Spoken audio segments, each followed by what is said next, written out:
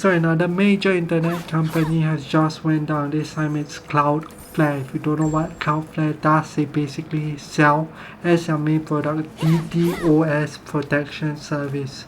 So what's DDoS? It's basically if you have a website and people don't like your website, they can spam requests to your website from a lot of computers to crash your website, right? So Cloudflare can block these bots or malicious connections to prevent your server from crashing, right? That is why some websites, when you log in, they will ask you to do a reCAPTCHA, right? Normally that's provided by Cloudflare, right? So yeah, if you have a website, you might want to consider paying for a Cloudflare subscription to prevent hackers from crashing your website, right?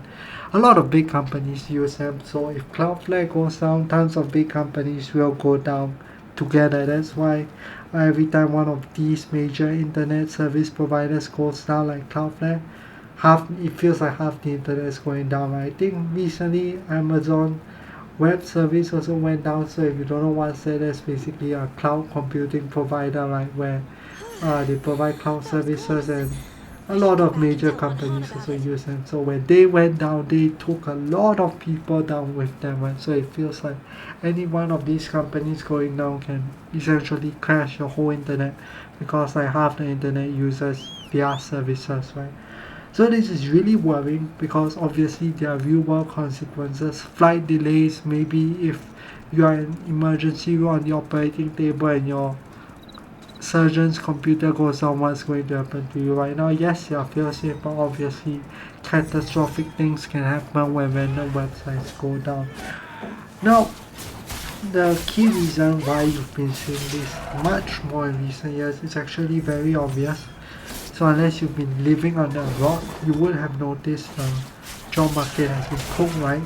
Why companies are trying to do more with less, right? They're hiring fewer people but still trying to output the same or even more amount of products and services, right? So they think that artificial intelligence or AI can make up for the shortfall in work, right?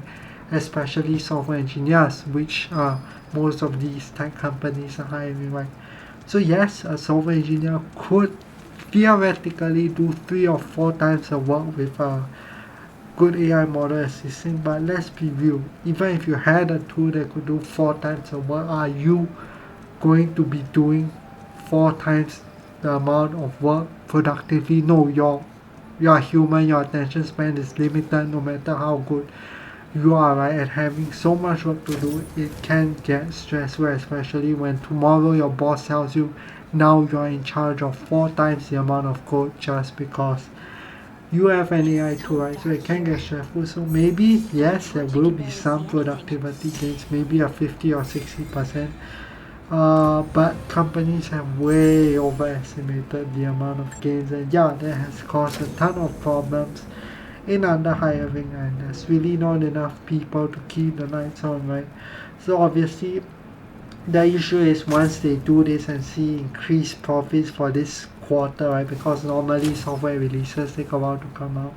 They have to keep doing it, right? Not their stock will crash if suddenly their earnings go up this quarter, but next quarter it goes back down when they realize their mistake and have to hire back the people they fire, right? So CEOs are very reluctant to do that because it looks bad on them, right? So they are forced to keep up with the low amount of hires, even though it might lead to disastrous consequences in the future. Yeah, I honestly think this is just an underhiring problem. There's too few people working to actually keep the internet alive, and yeah, we shall see, we shall see. I bet you there will be a lot more crashes in the future to come.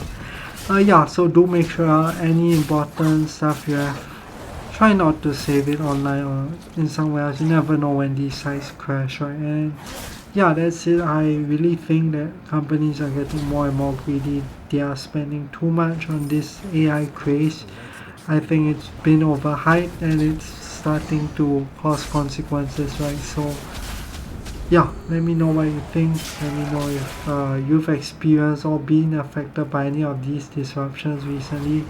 I was really affected by the Amazon one because I couldn't play Roblox for hours, so yeah, that kind of sucked.